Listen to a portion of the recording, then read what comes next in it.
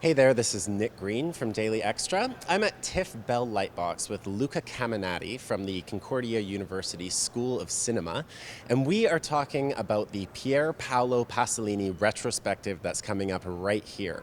Now, Pasolini is known as one of sort of the first openly queer filmmakers. How would you say he's contributed to the history of queer cinema? Yeah, well, that's a wonderful question. Pasolini offered what we might call an archive of homoerotics. He was really the first filmmaker that presented to wide audiences images of homoerotic desire. The crotch shot is is a constant in his films. We're talking about the 1960s here, right? So nowadays, people might laugh at it. In 1960, you might ended up in prison, and he did. His films were systematically censored, banned, not just in Italy, but throughout Europe.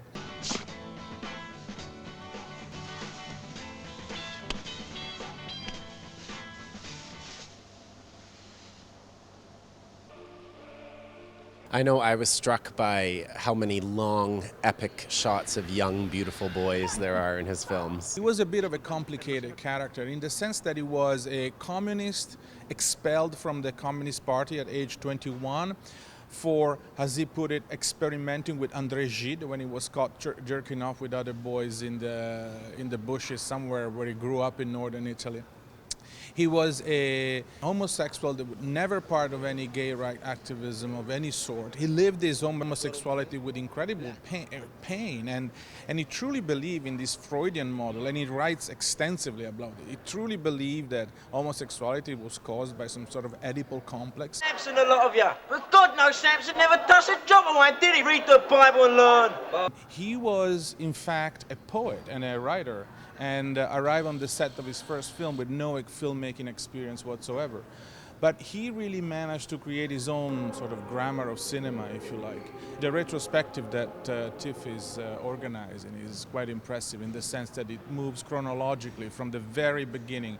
The film that they're screening on Saturday, tomorrow, Mamma Roma, is his second film, up until his very last, Salò, made in 1975, which actually was shown posthumously after his death. Vieni a ballare tango con tua madre, vieni. Ma che te vergogni?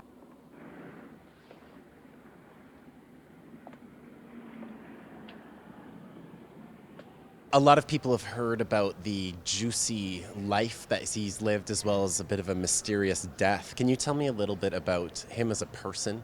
Usually, when we start talking about Pasolini, we start from the end, and that's when this rent boy, this hustler that he had picked up at the train station in Rome, killed him and stole his car. This was not the first time that Pasolini had been beaten up. This was not the first time that people had tried to kill him, steal his money, and rob him. This is the life he wanted. Particularly later on in his life, he was very much interested in this kind of power relationship.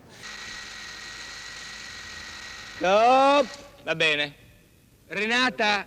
Well, thank you so much for talking to me today. And if you're interested in what you've heard about, come on down to TIFF Bell Lightbox to check out Pier Paolo Pasolini, The Poet of Contamination, running from March 8th to April 12th.